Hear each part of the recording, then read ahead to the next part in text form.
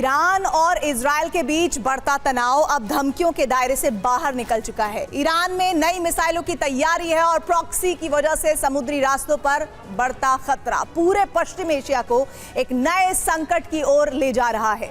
नई सैटेलाइट तस्वीरों से पता चला है कि ईरान ने तबाह हो चुके अपने मिसाइल ठिकाने फिर से एक्टिव कर लिए हैं और वहां पूरी ताकत से दिन रात बैलिस्टिक मिसाइलें बन रही हैं। ईरान, हिजबुल्लाह और हूती ने नई धमकी दी है कि युद्ध हुआ तो असर सिर्फ ईरान तक नहीं रहेगा बल्कि लाल सागर से खाड़ी देशों तक कई मोर्चे एक साथ खुल जाएंगे। जर्मन पत्रिका डेर स्पीगल की रिपोर्ट के मुताबिक सैटेलाइट तस्वीरें दिखा रही हैं कि इजराइल के साथ 12 दिनों के संघर्ष में नुकसान झेलने के बाद ईरान ने अपने मिसाइल कारखानों, टेस्टिंग साइट और लॉन्चिंग सिस्टम को बहुत तेजी से दोबारा चालू कर दिया है। खास तौर पर शाहरूद मिसाइल रेंज और अमाद के क्षतिग्रस्त सैन्य केंद्र में बीते दिनों बड़ी गतिविधि देखी गई है, जो ये संकेत दे रही है कि ईरान अपनी मिसाइल क्षमता को पहले से ज्यादा मजबूत बनाने की कोशिश कर रहा है। और इस बीच ईरान की मिसाइल क्षमता अब पूरे पश्चिम एशिया तक पहुंच चुकी है। नई रिपोर्ट है कि शाहरूद जैसे मिसाइल कॉम्प्लेक्स इस रणनीति का केंद्र बन गए हैं। खुर्रम शहर 4 जैसी लंबी दूरी की मिसाइलें लगभग 2000 किलोमीटर तक मार कर सकती हैं, जिससे इजराइल से लेकर खाड़ी के कई देश इसकी रेंज में आ जाते हैं। खामेनेई कई बार क्षेत्रीय युद्ध छिड़ने की चेतावनी दे चुके हैं और अब लाल सागर के साथ नक्शे पर दिख रहा ये पूरा इलाका दुनिया का सबसे खतरनाक रेड जोन बन गया है। लाल सागर, बाब अल मंडेब और अरब सागर, यहां से दुनिया के तेल और व्यापार का बड़ा हिस्सा गुजरता है। अब यहां युद्ध का खतरा मंडरा रहा है। Iran, Israel, Lebanon, Yemen, Iraq, Syria, Jordan और सऊदी अरब। अगर संघर्ष बढ़ता है तो पूरा पश्चिम एशिया ईरान की मिसाइल रेंज में आ सकता है।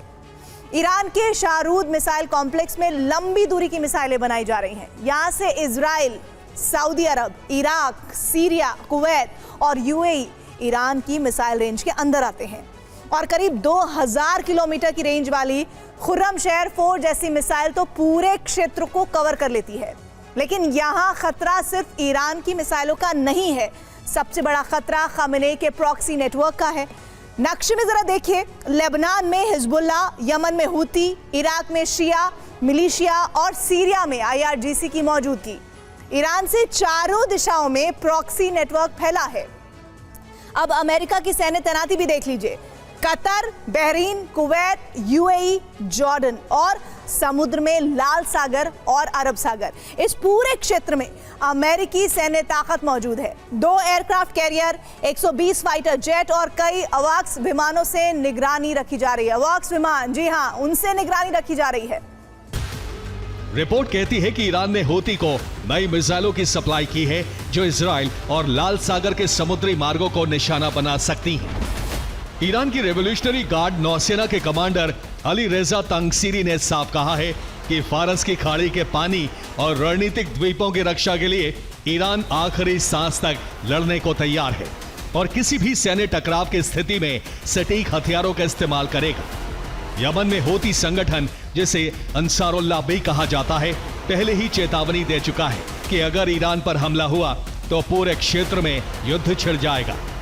लेबनान में हिजबुल्लाह नेता नईम कासिम ने कहा है कि ईरान पर हमला होने की स्थिति में हिजबुल्लाह चुप नहीं बैठेगा। एक तरफ जिनेवा में परमाणु वार्ता की कोशिशें जारी हैं और दूसरी तरफ ईरान का शाहरूद मिसाइल कॉम्प्लेक्स, जहां लंबी दूरी की बैलिस्टिक मिसाइलें बनाई और प्रॉक्सी तक सप्लाई की जा रही हैं। यानी कूटनीति और सैन्य शक्ति दोनों एक साथ चल रहे हैं और यही पश्चिम एशिया के मौजूदा संकट की सबसे बड़ी सच्चाई है। सिर्फ एक दिन में ईरान में कम से कम 14 प्रदर्शनकारियों को मौत की सजा सुनाई गई है, जबकि 17 लोगों को फांसी दिए जाने की भी खबरें सामने आई हैं।